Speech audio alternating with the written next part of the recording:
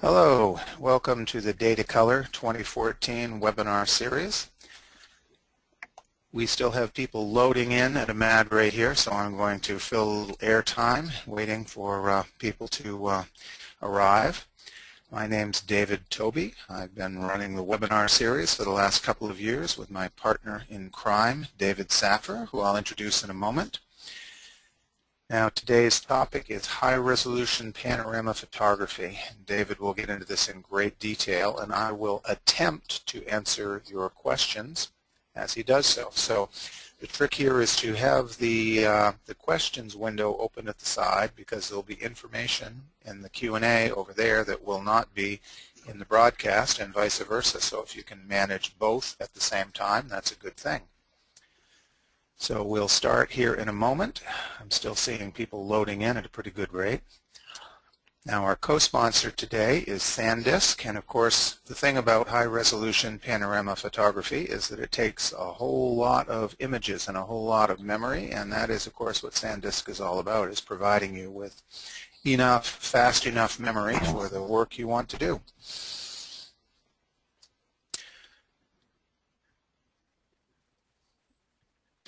So I assume we're ready to get started now. David Saffir is a professional photographer and photo educator who lives in Southern California, and he is going to be covering the topic of high-resolution panorama photography today. This is a great topic for people who are interested in extending their still photography in new areas and are not yet quite ready to jump into, say, video or cinema work, but would like something a little more unique and a little more complex than the single frame captures or possible multi-frame HDR captures that they're doing now. So while we will not be addressing HDR specifically in this series or in this webinar today, it is always a potential component for panorama. You can combine HDR with panorama the same way you can combine HDR with any other still imaging. So without further ado, I'm going to turn you over to David Saffir, and I'll just make mention that there will be prizes and discounts noted at the end of the webinar, so stay tuned, and maybe you will manage to win something or find something you'd like to purchase. So thank you for joining us, David, and I'm looking forward to hearing your piece. Hi everybody, this is David Saffir and welcome. This session is high-resolution panorama photography. We're going to tackle this subject from the standpoint of addressing the fundamentals. That doesn't mean that this is a basic class. The fundamentals are very demanding. A lot of this involves shooting manually or in aperture priority mode. It's really technique sensitive in the sense that if you leave a step out, you're going to get an unexpected result. So please do pay close attention. We're going to go through a number of aspects of this evolution, and you're going to find that it's a little bit harder than you might think to get a really good high-res panorama that you could print, say, 6 or 8 or 10 feet long and read the license plate on a car at 200 yards or make out the features of a person way down the beach, that sort of thing. So when I say high resolution, I really do mean it. I'm seeing a message on my dashboard here that says there's about a half dozen people who have their microphones active.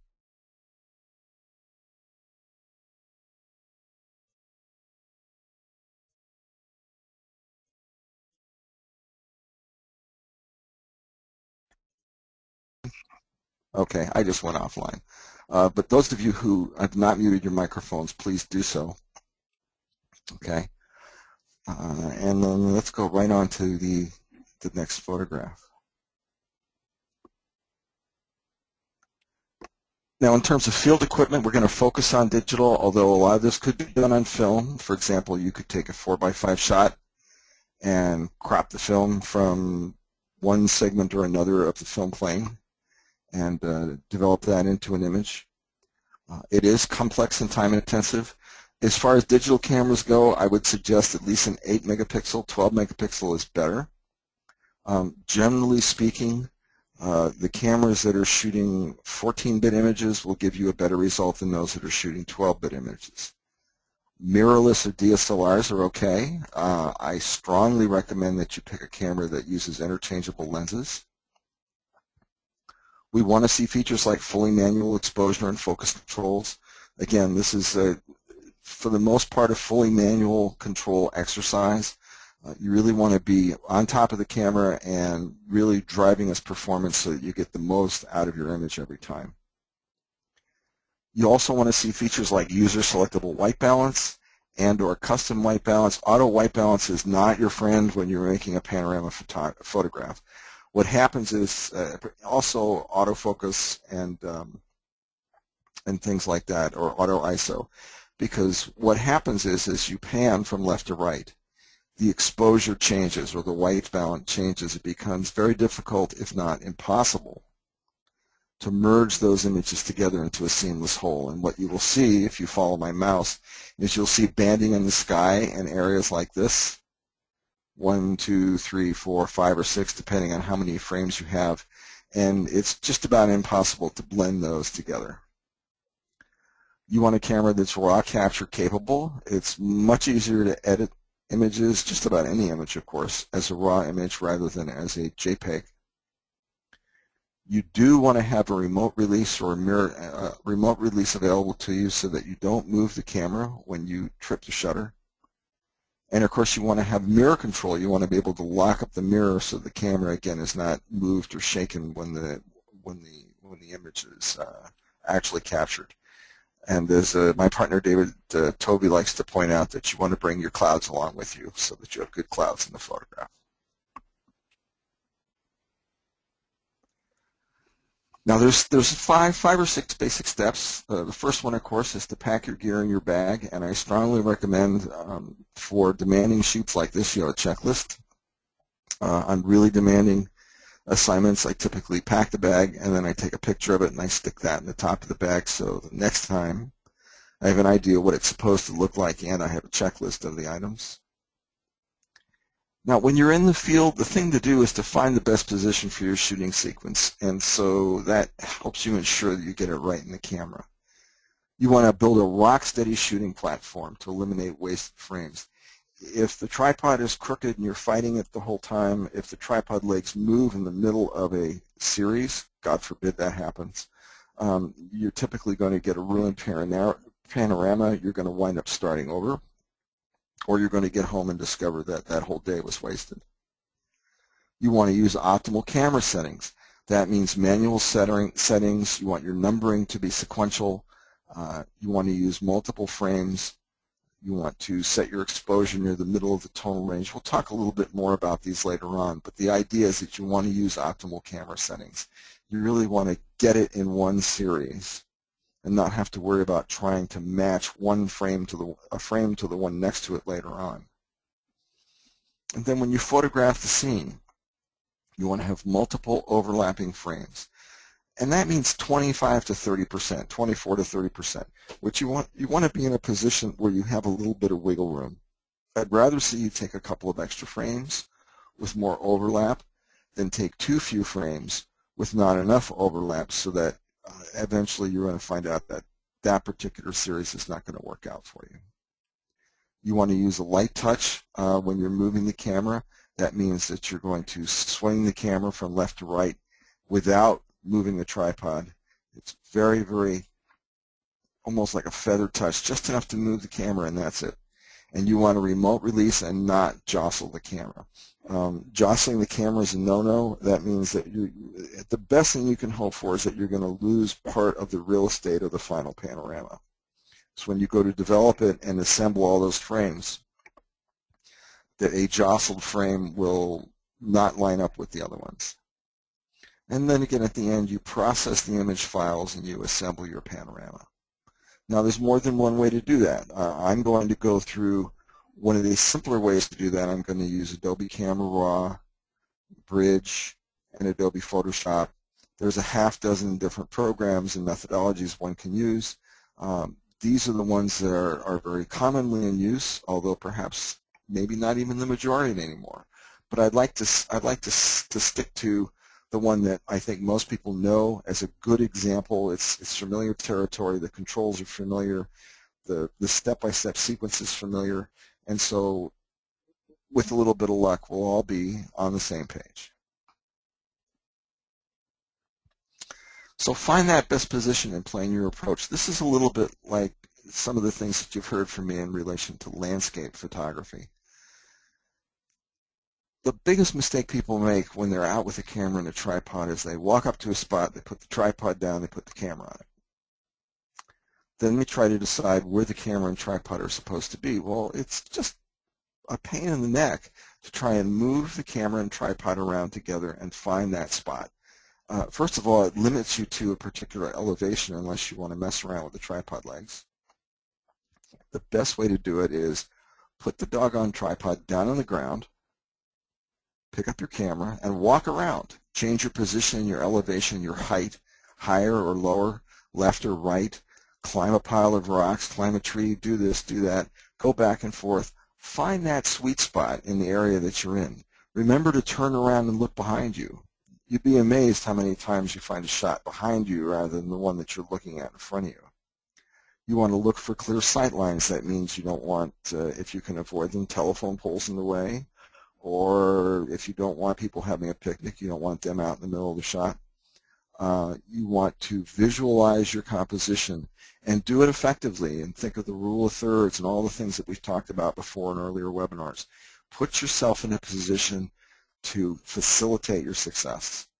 And that means walk around with the camera, look through the viewfinder a little bit, give yourself a chance to digest the environment, and really consider what you're going to do. And at that point, then you can mount the camera on the tripod when you think you're ready to shoot. But you're always going to be considering lens options. Again, you're going to look behind you. You're going to consider the foreground, the middle ground, and the background as part of your shot. And then you mount the camera on the tripod when you think you're ready to shoot. You'd be amazed at how many times that when I go to mount the camera on the tripod, the camera's only 2 or 3 feet off the ground, not at eye level. Yeah, and that's one thing I see a lot lately. It's kind of been one of the things that's been bugging me, is I see so many people shooting at eye level all the time. I think it's a little bit boring. There are times where shooting from a higher elevation, think of all the people that are going crazy with the helicopter cameras and shooting from 100 feet up. That's an exaggeration of the idea. But it doesn't hurt at all to get closer to the ground. I was with some people in Monument Valley recently, and a lot of the shooting was performed from 1 foot, 18 inches, 2 feet off the ground, framing things in the foreground that were, small trees, rocks, bushes, and things like that, to very, very much to the benefit of the final photograph. So, get out of that rut of plonking the tripod down and putting the camera on it right away, and move around and use the viewfinder as your guide in composing your photograph. Now, you really want a rock-solid tripod mount, and when I say rock-solid, I really do mean that.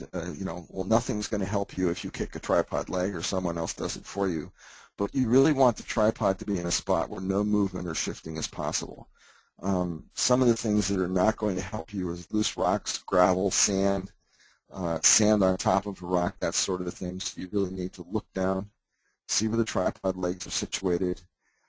Typically, if I put the tripod down, the first thing I do is I grab the mounting plate at the top and I push down and I push from side to side to see if the darn thing's lying to me.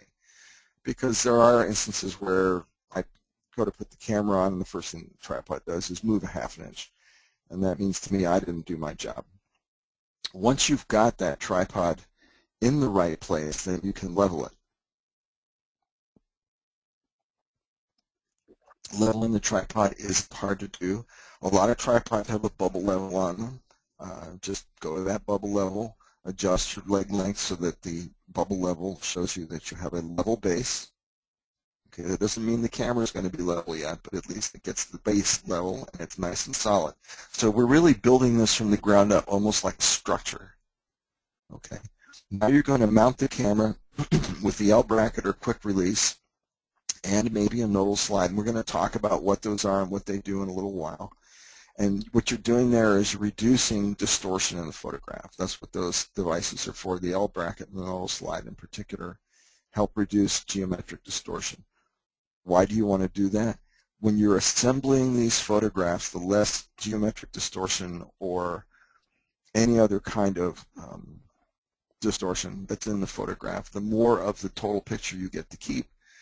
So theoretically, you could hold the camera in your hands and swing from left to right or right to left and take a series of photographs with a wide-angle lens and get back to the office and stitch them together in Photoshop. But you might wind up keeping 30% of that total image. Whereas if you do it right and you really get a solid base and you're using the right tools, you can take a half dozen frames and stitch them together and keep 90% of the photograph. No kidding. So it's a huge difference in terms of the final outcome. And of course, the less you stretch the pixels, the higher the resolution of the final image and the more detail you'll see.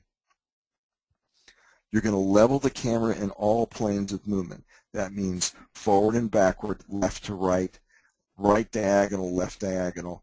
When you pan that camera from left to right, it should be rock steady and rock level all the way across, left to right, right to left, so that there isn't any chance that you're going to wind up with a tilted photograph or the end frames that you're shooting are going to be out of whack with the frames that you shoot at the beginning. A bubble level is good for this, but the other thing that you can do is check when you're panning, you're doing your test panning, look through the viewfinder and look at some of your landmarks. Some trees will be straight. If you're shooting architecture, of course, you've got those geometric lines from the structure to refer to. But what you want to do is pan, look through the viewfinder, and make sure that what you're seeing stays level and nice and even as you go from left to right through the field of view. You really want to give some consideration to the foreground, the middle ground, and the background. A lot of people look into the distance and they think, well, that's the really important part. But the foreground, for example, is one of the things that helps give you that sense of scale of the image and that sense of place and dimensionality, and a lot of people leave that out.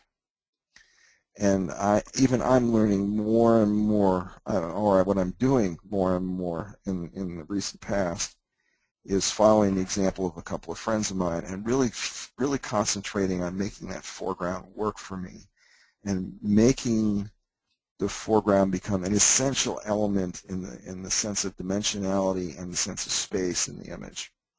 It also adds a little bit of, when I say sense of place, how do I put this, where you are and what kind of place it is. The middle ground does the same thing for you. It gives you that sense of dimensionality and that sense of place. And then, of course, the background frequently is the main subject of the photograph. When you work up your image composition, think about content. Think about the dynamics of light. And remember that when you're standing there with your camera and tripod, that every minute that goes by, the light is changing. It's changing really quickly. I'll tell you a quick story. We were out shooting at night, and we were working on star trails, and the moon started to come up. And it was astonishing just how fast the light changes when the moon comes up. You can really see the difference on a dark night. Different than daytime, of course. But you can see that line of light moving towards you at incredible speed. And so the dynamics of light are a key element in the success of your photograph. And really look at the shadows, look at the intensity of light in certain areas, look at your dynamic range and how it's changing as the sun moves through the sky in relation to the elements in your scene. And you may find, if you look at it carefully, you're going to see that, well, I'm setting up, but in 20 minutes it's going to be really bad, or it's going to be incredibly good. Or in a half an hour, it's going to be incredibly good. Or in an hour, I'm in exactly the right place. I need to set up and then relax and maybe have a bite to eat and wait for the exposure to come to me. And then part of working up your image composition, of course, is to set your exposure, anticipate any changes that might come in the exposure. Pardon me. Set your focus. Of course, you'll be working with the manual focus and more. Now, let's talk about optimal camera settings in the position. Typically, you want to use all manual settings. Aperture, shutter, ISO, and white balance are good examples. One of the most important ones is going to be aperture. If you change the aperture, let's say you're on program mode, which a lot of people try to do. Let's say you're in program mode and the aperture is changing as you move from left to right and you take frame after frame. Well, every change in aperture is going to result in a small or maybe larger change in depth of field. That's going to make it either very difficult or nearly impossible to merge those multiple frames together into a single image. You've really got to lock down the aperture and shutter. Same thing with ISO. You really don't want that changing. Changing white balance, auto white balance is not your friend, is pretty much a near disaster for a multi-frame panorama. So you want to be in manual mode. You want to take your exposure readings. You can use the meter in the camera and swing back and forth and make notes. A pencil and paper is a good idea, and average them out so that you're shooting more or less to the middle exposure in the range that you see through the viewfinder. And then you want to set your aperture and shutter so that you're getting decent depth of field and you're getting a decent exposure. And of course, again, constant aperture. So you're averaging your exposure from light to dark using center-weighted metering. You need to consider your dynamic range. In some images, there's going to be areas where it's outside the dynamic range of the camera. You're going to have brightly lit areas and areas that are in deep shadow. As an artist, you may find yourself having to consider whether or not you want to try and quote-unquote save all of those areas, or if you want to sacrifice one part of the image for the artistic intent that you have for the whole image. So it may be that some small area that's very bright, you may want to let the highlights fall out and lose the detail in the highlights. And understand that the dynamic range of the camera is just not going to cut it at that point. And the same thing goes with shadows. If you have some small shadows underneath a few bushes, that sort of thing, that you have great dynamic range in the leaves and the trees, well, I wouldn't sacrifice the leaves and the trees for the shadows under the bushes. It's a no-brainer. So you may set your exposure to let the shadows go, as they say, so that you can keep the detail in the trees and the leaves. And that can be a very, very helpful decision to you in terms of the quality of your final image. Shutter speed may vary in some cases if needed. If you need to make micro adjustments as you're going across, but be very, very careful with that. That takes a lot of practice. Again, ISO and white balance must remain the same during the entire episode. Now, when it comes to lenses, I recommend prime lenses. I'm not a big fan of using zoom lenses for panoramas. You can use them. If you do use a zoom lens, find your length of your focal length, and then take a little piece of tape and tape down that focus ring so it can't move while you're making the shot. You really don't want that to move around. If it moves in the middle of your frame set, you're pretty much toast. You're going to have to go back and start over. It's just not going to work out for you very well.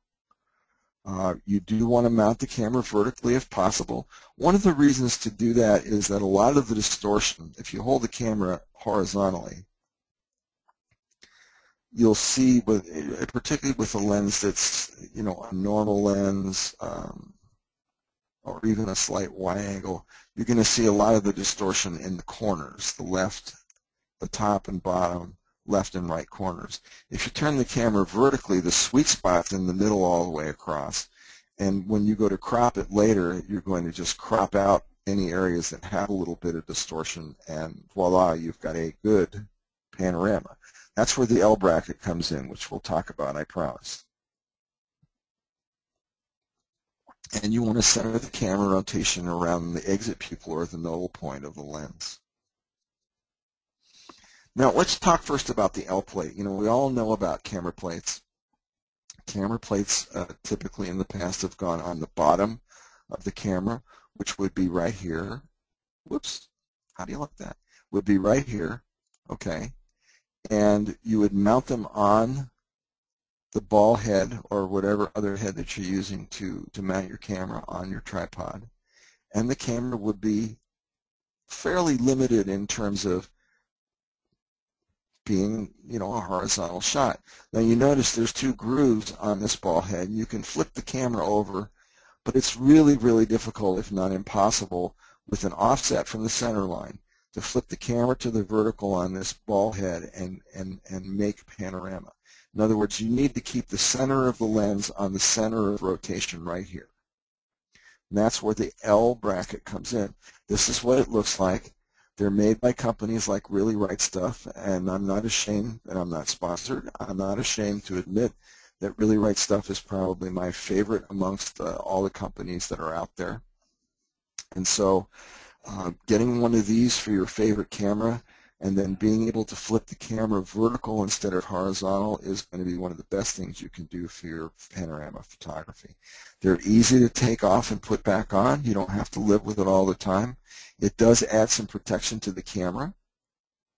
They're very, very sturdy. They're made out of aluminum. They have ports in them for all the different connections and connectivity that you have on the camera, so they don't get in the way of what you're trying to do with other projects. Now the nodal slide. This is probably the most difficult and yet one of the most important concepts that you're going to hear today during this presentation. Most people think, let's back up just one slide. Most people think if this camera was horizontal on here, they would think that the point that the camera should rotate around would be the sensor plane or the film plane right in the middle of the camera, right over the center of the tripod. And that is not true, and not at least for panoramas. What you really want to do is have the camera rotate around what's called the optical center, sometimes called the nodal point of the lens, and that's really where the light emerges from the lens and heads on over to the sensor plane. So somewhere right around this area, or maybe a little bit further back, is the optical center of the lens. That means when you turn the camera, there is not going to be any distortion in the light that's transmitted to the sensor. So we're rotating around that spot on the lens. Not back here, not back here. Right underneath here is where the tripod mount is for the camera, which is one of the silliest things that's ever been done by camera manufacturers. What you want to do is rotate the camera around the optical center of the lens. That will give you the most bang for your buck when you're shooting all these multiple frames. Watch my cursor. All these multiple frames across from left to right. Okay. When you shoot from the optical center, there's the least amount of geometric distortion. There's also the least amount of parallax, which I'll get to in a minute. It's a dirt simple device. It has a bevel on the bottom, so it will clamp into your tripod head. It has a bubble level. It has what we call this, a dovetail. Excuse me, a dovetail where you would mount your camera, and then the length, the distance between, it's marked with a little circle with a line through it that shows you where the sensor plane is. The distance between the sensor plane and nodal point can be marked in millimeters. Each lens has its own nodal point. So a 100 millimeter lens has its own nodal point. A 50 millimeter lens would have a shorter nodal point in terms of its distance from the sensor plane. And so you would slide this nodal slide or nodal rail back and forth through the tripod mount until you reach that sweet spot. And now when you turn the camera, it's rotating around the optical center of the lens. No distortion, no parallax. It's a beautiful thing. So here's a great illustration of what happens with parallax. I walked outside yesterday and I aimed right at this pole in front of me. It's easier to see with items that are closer to the camera than items that are farther away, but the distortion is still there. So in the photo number 1 on the left, I've lined these up, okay, pretty much, and I just put one right behind the other so you can see it. And then I moved the camera slightly to the left, and I turned it as one normally does, basically around the axis that's provided by the tripod mount on the bottom of the camera. This was mounted on a tripod. So I turned it to the left a few degrees, and lo and behold, you can see that these two critical elements would separate. If it was mounted on the nodal, around the nodal point or the optical center of the lens, there would be no difference in the change or position of these two elements in the scene. That means that each frame that you take, frame 1, frame 2, frame 7, are all going to line up nearly perfectly. And of course, if you're using a prime lens that has very little lens distortion, you're going to be able to keep most or all of the photograph that you've created. Now that's really important. In fact, I'm going to go back and I'm going to talk about that just for a few seconds again. Most cameras rotate around the tripod mount, which is somewhere underneath the screen line on the bottom of the camera. That means that the nodal point or optical center of the lens is going to swing back and forth as you go from left to right around that tripod mount. And for every degree of swing that you have around the tripod mount, you're going to get a certain amount of optical distortion. Far better to mount the camera on a rail, slide it back away from the center point of the tripod, and rotate the camera around its optical center. When you rotate the camera around its optical center, you will get better panorama photographs. There'll be less pixel distortion. There'll be less geometric distortion. The more control you have over the light hitting the sensor, particularly with some sensors, the less achromatic aberration you're going to see. Everything gets better, including post-processing.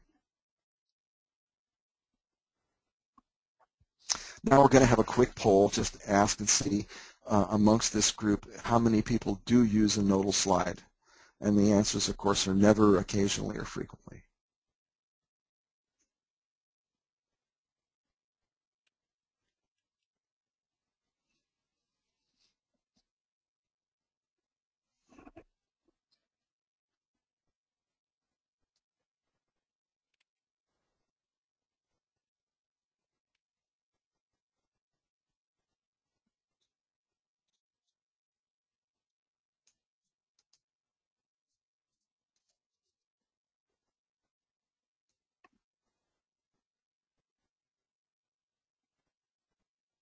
So I see the answers finally. I see that 80% never. Okay, so I'm hoping to convert a few of you. 8% occasionally and 12% frequently. It's an investment. It's an investment in time and a little bit of money, but I think you'll find that it's really well worth it. If you're interested in panorama photography, you're going to find that you're going to get much better results. There's a question here on the board that says, is there an easy way to determine the nodal point of any lens? Most of the good manufacturers will actually publish that in the specs for the lens on their website. So, you know, not to hold up an extreme example, Hasselblad does that. Okay, and there are ways to calculate that, which I won't get into now. But based on the focal length of the lens, you can calculate where the nodal point is going to be. Another question is the nodal point typically marked on the lens? The answer is usually not. There's another question on here, using modest wide-angle lenses for panoramas. I don't recommend it simply because wide-angle lenses inherently have a certain amount of optical distortion in them, which means you may have a sweet spot in the middle and it may make it easier to line up the photographs. But at the end of the day, you're actually going to wind up with a smaller panorama than you would if you used a prime lens and a good mount. So the answer is yes, of course you can do it, but there's a price to pay. So the next step is you're going to photograph the scene. And this is where I usually get excited to start making mistakes, because I spent all this time getting ready. I've got the camera set up. Usually this is where I kick the tripod. But we want to make sure the camera is vertical, although horizontal can work. Typically you want to shoot left to right, and I've found for some mystical reason that the software seems to like images that are sequentially numbered, you know, like 1, 2, 3, 4, 5. And shooting from left to right seems to work better than shooting from right to left. I couldn't possibly explain that. In each frame, you want to find a landmark that you can use to help govern your overlap. And you want to overlap, you know, at least 30%, 35%. If it's a difficult scene, sometimes I'll overlap by as much as 50%. But what you want to do is you want to find a landmark. Excuse me, I need a sip of water.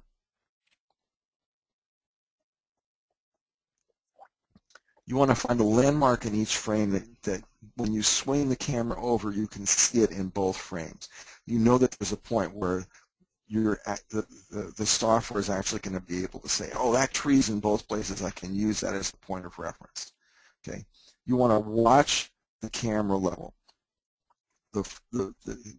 When you're taking those shots and you're moving from left to right,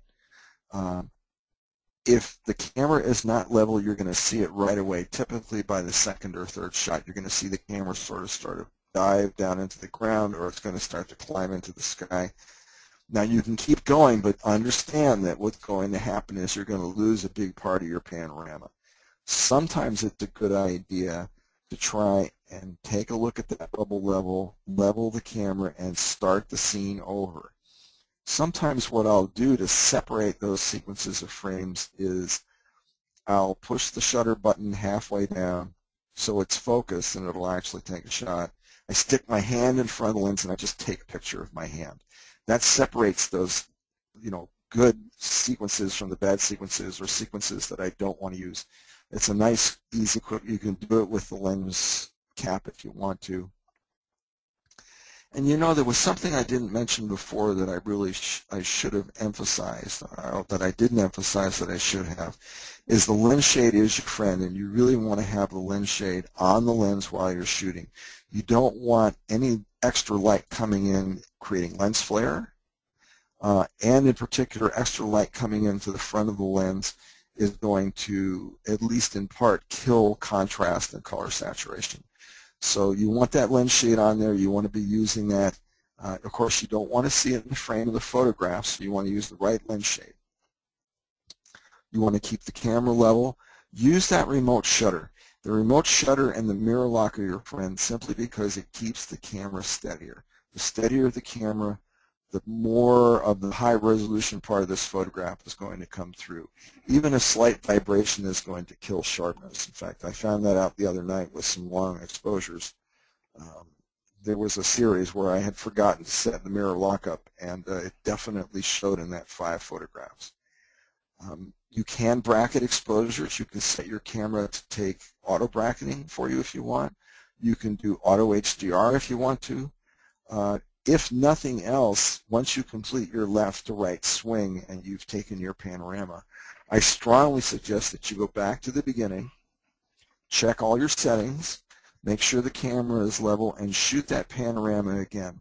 There will be times when there's a tiny error in there that you don't know about yet that you would really like to eliminate. Sometimes it's just a car driving through, or a bird, or things like that, and take that thing again, because that's your insurance policy. You spend all this time standing there working on the camera, making sure everything's perfect, and then some element you can't control gets in the frame. Well, now you've got another set where it's not in the frame, and you've got that perfect panorama that you always wanted. So it doesn't hurt at all to go back and make an insurance policy. I call those in-camera duplicates. That's an old-fashioned term, but that's what they are, and they really can save your bacon. Now let's just go to the let's just go to the next slide if it's going to let me. Okay. Now, not to beat a dead horse, but the camera control and position. Most panel stitching programs can adapt to mediocre shooting. In processing, the software will straighten up and align the frames for you, but at the end it's going to crop out or distort some of your image. So good shooting position and management equals a larger usable image and a much sharper and higher resolution image. Processing the image. Let's talk a bit about using raw files. I think using raw files is mandatory. I think you can shoot JPEGs, but you're going to have a heck of a time in post-production getting any kind of meaningful adjustments made to those images that are JPEGs only. If you really have to, shoot raw plus JPEG, but shoot raw for your core panoramas. You're better off to get it right in the camera, even if you're shooting raw. It's a lot easier to match up all those frames if you've got manual exposure, aperture, et cetera, all set up, lined up perfectly, so you just go bang, bang, bang, bang, bang, and you've got your 5 to however many frames in the camera, and they're all going to match and line up great in post-production. You want to try and keep post-production processing to a minimum. The more you have, particularly on individual frames, the more you have to adjust, the less likely you are to get a good panorama. If you apply an adjustment, I strongly suggest you apply that adjustment to all the images equally, except for dust spotting. Okay. A little story about this particular pool. This is at the top of Salmon Creek on the way to Big Sur on the coast of California. This was probably one of the most difficult panoramas that I did. I didn't have a good place to put the tripod down. I'm actually standing in a pool of water with a bunch of slippery, mossy rocks underneath me. And I must have photographed this panorama 7 or 8 times, hoping that I would get a sequence that would work. And because the camera couldn't really be leveled very well, it was very difficult conditions, a lot of spray and things like that, I probably lost half this panorama. Now, it turned out okay. It's pretty. You know, I call it the Budweiser shot. But it's very pretty. It's got a nice foreground element in it. It's got good color and a nice waterfall. But this is an example of, boy, it could have been really awesome if I'd had a really good place to stand.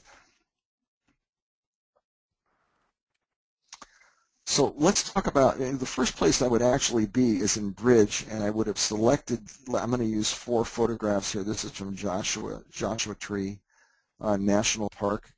The light's a little flat on the ground, but the sky, as you're going to see, is spectacular. There was a storm coming in, a little scary actually. And what I did in Bridge was I selected 4 images. And I made one slight error here. I should have, before I did this screenshot, clicked Select All so that all 4 of these images would be active. And now if I want to make any changes to these images, this is to facilitate blending them later in Photoshop. Any of the changes that I would make in the control panels for Camera Raw would be reflected in all 4 images at the same time. Now you can do it on one image and then you can go synchronize. But I like to be able to see. In fact, what I might do sometimes is move this slider over and look at these images a little bit bigger, see what's happening to each image as I make a change in exposure or shadows or clarity or vibrance or even color temperature. But the first thing I do is open them in Camera Raw from Bridge, and I don't click Open Image in this case. I click Done, so we're going to go back to Bridge. So now I'm back in Bridge. I've got these images. Bridge and Adobe Camera Raw are going to save my raw changes. These are still raw files. I'm going to go to Tools, Photoshop, Photo Merge. Okay. And it's going to line all of these up. And I'm going to say Blend Images Together and leave it in Auto, which is the one I most commonly use, and click OK. And what's going to happen is Photoshop is going to combine these as layers and blend them, and you can't even see what Photoshop typically does nowadays with its incredibly sophisticated algorithms is that line of joining is going to zigzag like crazy. It's going to look like a lightning bolt, and there's going to be 4 of those lightning bolts in this picture. And in the interest of saving a little bit of time, I'm not going to dive into Photoshop. There's really nothing you need to do 99 times out of 100, if you've done your part with the camera and everything is lined up very nicely, there's really nothing that you need to do in Photoshop that's going to be at the macro level. I'm sorry, at the micro level. Any of the stuff that I did to this was at the macro level. A lot of what I did was burning and dodging in the clouds to emphasize them once the image was assembled. But you can see here there's no planar distortion. There's no distortion in the corners. There's no bowing or barreling in the middle of the image. There's just this huge, huge desert plain. And of course the sky is spectacular. I did the same thing for the image down below. This was in the mountains in the Sierras near June Lake. The one on the top was shot with a Nikon DSLR. The one on the bottom was shot with a Hasselblad H1 with a 100mm lens. And I went from left to right, and this one was particularly difficult because of the challenges in dynamic range. So I averaged the exposure, and I thought I'd be better to turn these trees into silhouettes than to try and really get the detail in the pine needles. And so what I wanted to do was keep the detail in the rocks all the way across here. And so I set the exposure for the majority of the photograph, not all of it, for the majority. I got lucky in that I got to keep a little bit of the detail in the clouds. They're a little bit blown out. But what I was looking for was the majesty of the mountains and the feeling of this bowl surrounding this beautiful meadow, this marsh that was in front of me. And it worked out pretty well. It's possibly not the best panorama I ever took, but I'm still very proud of it. And it makes me very happy every time I see it.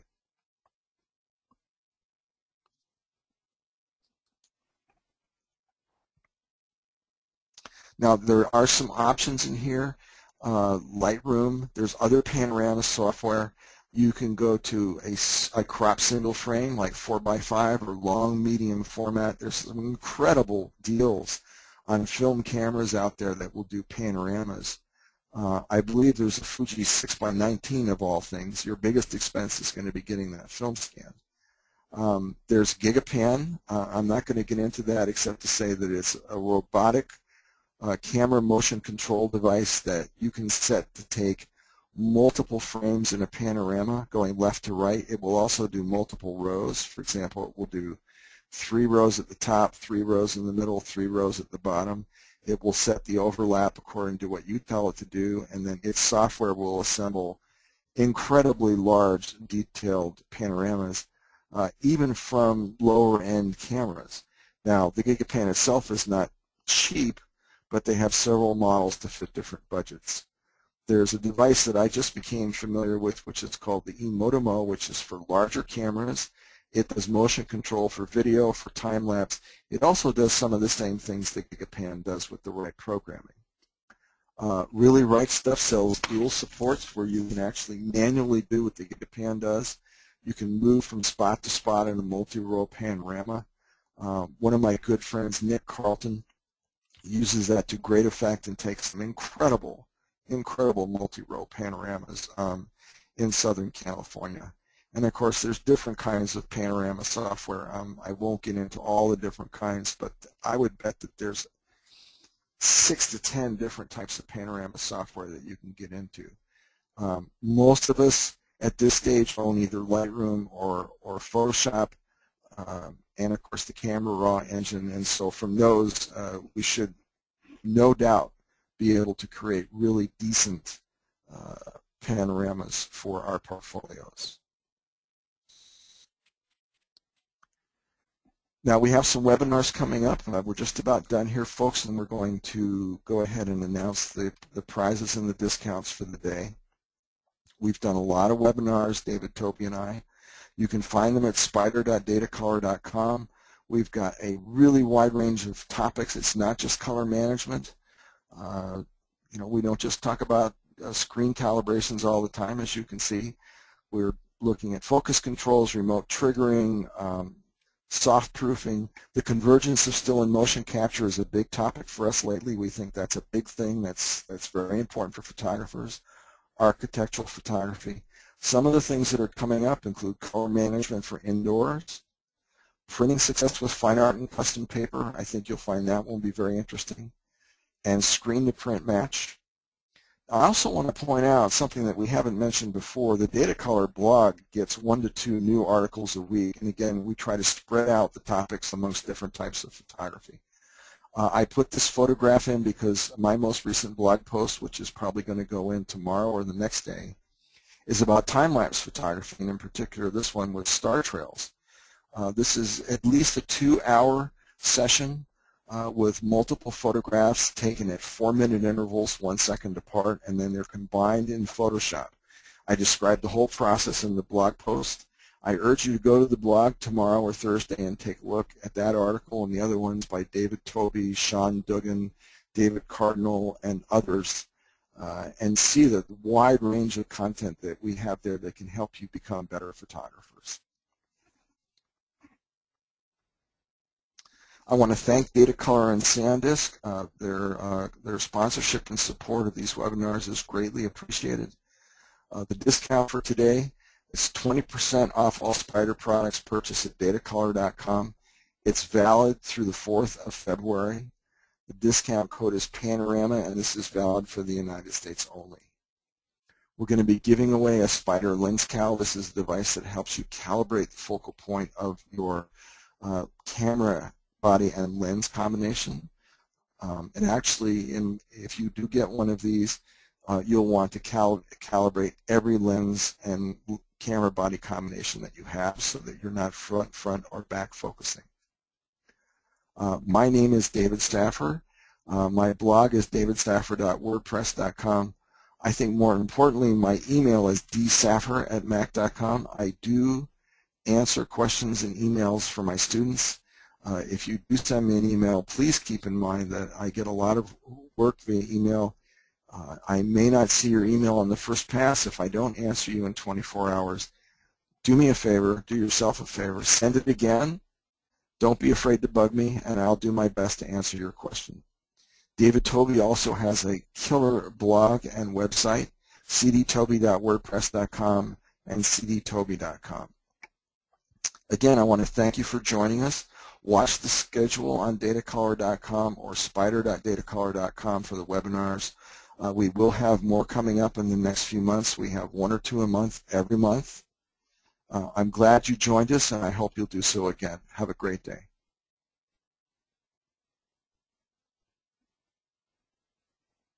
Oh, I forgot to mention, the winner of the lens cal is Richard Montgomery. Please excuse me.